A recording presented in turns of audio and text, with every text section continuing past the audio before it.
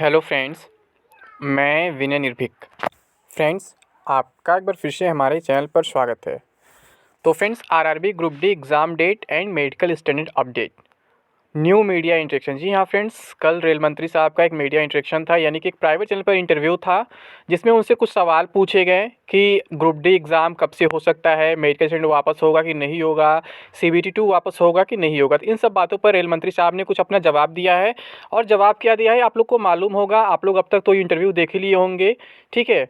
तो अभी क्या है, अभी इलेक्शन का टाइम चल रहा है, आप समझ रहे हैं, जब तक इलेक्शन कंप्लीट नहीं हो जाएगा तब तक ये लोग ओपनली कुछ करने वाले नहीं है। मैं बार बार आपको बता रहा हूँ, क्योंकि इलेक्शन के बाद ये लोग कोई रिस्क ले सकते हैं, कोई भी डिसीजन हो, क्योंकि जब डिसीजन ये लेंगे तो कहीं ना कहीं कुछ लोग उससे खुश होंगे और कुछ लोग नाखुश होंगे, चाहे डिसीजन कोई भी हो। हम एनटीपीसी की बात कर ले या फिर ग्रुप डी कोई बात कर ले, अगर एनटीपीसी में भी होता है, जैसे कि वहाँ पे क्या है, अगर रिजल्ट रिवाइज होता है तो जो क्वालिफाइड कैंडिडेट्स हैं वो नाखुश हो जाएंगे, फिर उनसे इनको थोड़ा सा विरोध झेलना पड़ जाएगा, और रिवाइज नहीं करेंगे तो बड़ा विरोध झेलना पड़ जाएगा, आपको मालूम होगा।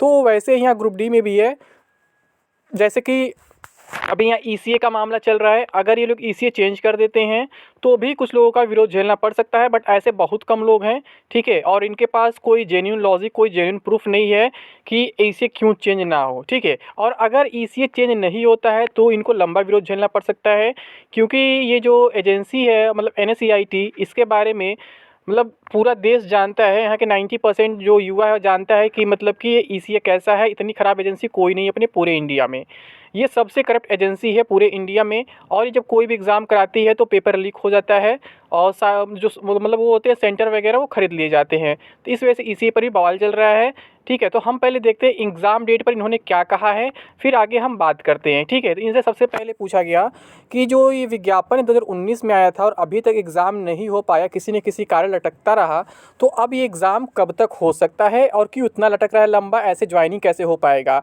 तो इन्होंने क्या कहा फ्रेंड्स, कि जैसे कि जो लटका है उसका रीज़न था, सबसे पहले क्या था, बिडिंग प्रोसेस में लेट हुआ, यानी कि हमें ईसीए नहीं मिल पा रहा था टेंडर में।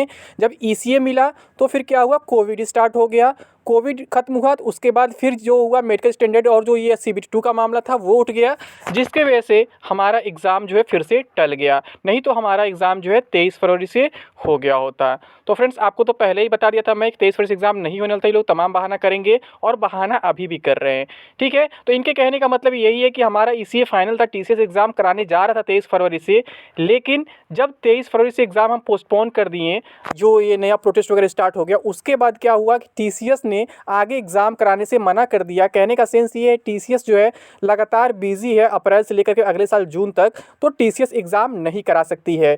तो फिर उसके बाद हम लोग एनएसईआईटी से बात कर रहे हैं, मतलब क्या, अभी हमारा टेंडर फाइनल नहीं हुआ है, और टेंडर फाइनल होते ही हम लोग एग्ज़ाम डेट घोषित कर देंगे, और मैक्सिमम पॉसिबिलिटी है कि जो टेंडर है एनएसईआईटी को ही मिलेगा, क्योंकि सेकंड पोजीशन पे जो है टीसीएस के बाद एनएसईआईटी ही था बिडिंग प्रोसेस में, ठीक है। यानी कहीं ना कहीं ये लोग हिंट कर रहे हैं कि हम एनएसईआईटी से एग्ज़ाम कराएंगे, और एक बार डायरेक्टली बोले भी थे कि एनएसईआईटी को टेंडर मिला है, जबकि कल ये फिर से कंफर्म किए कि अभी टेंडर कंफर्मेशन नहीं हुआ है, इस वजह से एग्ज़ाम में थोड़ा सा देरी हो सकता है। तो एग्ज़ाम के बारे में पहले ही आपको बता चुका हूँ फ्रेंड्स कि आपका एग्ज़ाम कब से होने वाला है, ठीक है। मुझे बार बार बताने की ज़रूरत नहीं है, अफवाहें तो बहुत सारी हैं।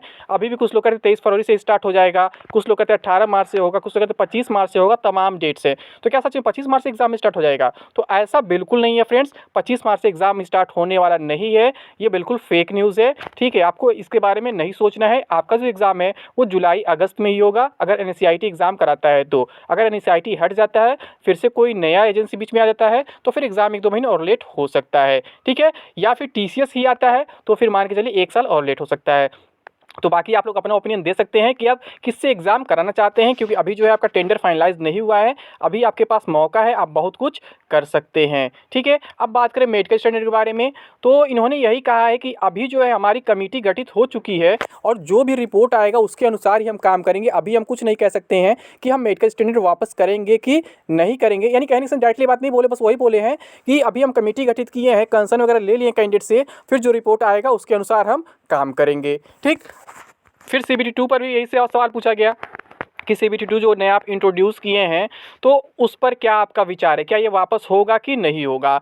तो यहाँ पर भी इन्होंने यही कहा साफ-साफ कि जब हम कमेटी गठित कर चुके हैं, कंसल्टेशन ले चुके हैं, तो आप लोग थोड़ा-सा इंतज़ार करिए, 4 मार्च आने दीजिए। 16 फरवरी तक तो कंसल्टेशन हम लिए थे, 4 मार्च तक जो है कमेटी की रिपोर्ट आ जाएगी। फिर 4 मार्च के बाद उस पर डिसीज़न लिया जाएगा, फिर पता चल जाएगा कि CBT2 हटेगा कि नहीं हटेगा। यानी कहीं न कहीं ये थोड़ा नेगेटिव सेंस में इंडिकेट कर रहे हैं कि हो सकता है CBT2 ना हटाएँ, लेकिन फिर भी मैं आपसे यही कहूँगा फ्रेंड्स कि आप लोग विश्वास रखिए कि आपका मेडिकल स्टैंडर्ड भी वापस होगा और CBT2 भी हटेगा। भले कितना नेगेटिव सेंस से बोल रहे हैं, क्योंकि कैंडिडेट से बढ़ के कुछ नहीं है, युवा पावर से बढ़ के कुछ नहीं है। इन्हें CBT2 वापस लेना ही होगा, इन्हें नया मेडिकल स्टैंडर्ड भी वापस लेना ही होगा, ठीक है? तो आपको इसके बारे में ज़्यादा सोचने की ज़रूरत नहीं है। आपका एग्ज़ाम जो है वो जुलाई से ही होगा और जो एजेंसी इसमें कन्फ्यूज़न बना हुआ है, एजेंसी चेंज होगा नहीं होगा, ठीक है? यानी कि अभी तो पॉसिबिलिटी है ये पूरा NSCIT ही एग्ज़ाम कराएगा, लेकिन जो मेडिकल स्टैंडर्ड और CBT2 का मामला है, ये दोनों वापस होंगे, इसमें कोई डाउट नहीं है, ठीक है? ये अपने इंटरव्यू में कुछ और बोल रहे हैं, सुशील कुमार मोदी जी बार-बार कुछ और बोले, हम उनसे बोले, रेलवे मंत्री जी मान गए, ये हो गए, वो हो गए,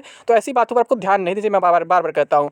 क्योंकि अगर ये मान गए होते, तो अब तक ऑफिशियल नोटिस जारी हो गया होता कि हम ये काम कर दिए हैं, हम ECA चेंज कर दिए हैं, हम मेडिकल स्टैंडर्ड वापस ले लिए, हम CBT2 वापस ले लिए, ये कर दिए, वो कर दिए, जबकि अभी तक कुछ माने नहीं है। मैं हमेशा कहता हूँ, कोई बात हो जब तक ऑफिशियल ना हो तब तक आप विश्वास ना करें, चाहे कोई भी कितना भी कहता रहे। अब कोई कह दे कि 10 दिन में एग्जाम स्टार्ट हो जाएगा, 25 फरवरी से एग्जाम स्टार्ट हो जाएगा, तो ये पॉसिबल नहीं है ना। जब तक आप ऑफिशियल नहीं देखते कुछ भी, तब तक आपको किसी की बात पर विश्वास नहीं करना चाहिए, चाहे मैं कहूँ या फिर कोई और कहे। तो मैं कभी भी ये नहीं कहता हूँ कि ऑफिशियल है, मैं बताता हूँ कि अभी सिचुएशन ये है और ऐसा हो रहा है, तो यहाँ इस दिन से ये चीज़ हो सकता है और वैसा ही मैक्सिमम होता भी, आप देखते भी हैं, ठीक है? तो अभी जो एग्जाम डेट पे बार-बार लोग सवाल करते हैं, एग्जाम डेट क्या है, कब से हो सकता है? तो फ्रेंड्स मैं कई बार बता चुका हूँ कि आपका जो ग्रुप डी का एग्जाम है, वो जुलाई अगस्त में ही होगा, अगर NSCIT एग्ज़ाम कराता है तो, ठीक है? मैं बार-बार ये बात रिपीट करूँगा, अगर NSCIT एग्ज़ाम कराता है तो, अदरवाइज़ NSCIT नहीं कराता है, इससे और अधिक भी लेट हो सकता है।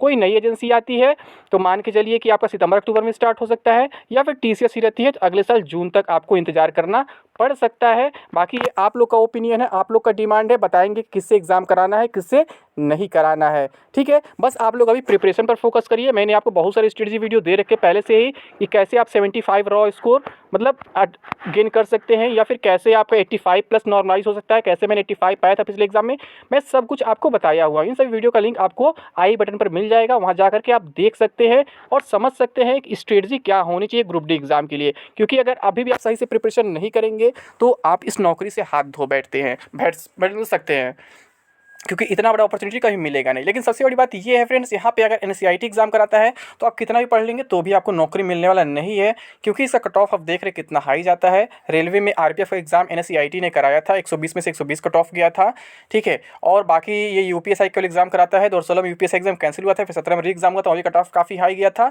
अभी 2021 वाला एग्ज़ाम भी ये कराया गया है NSCIT की तरफ से, यहाँ भी जो है काफ़ी मतलब हाई स्कोर्स आए कैंडिडेट्स के, 160 में 160 सही हो गए हैं, 159 सही हो गए, 158 सही हो गए हैं। तो आप समझ सकते हैं इतना ईमानदारी से तो नहीं हो सकता है, इतना अच्छा स्कोर कोई नहीं कर सकता है खुद पढ़ के।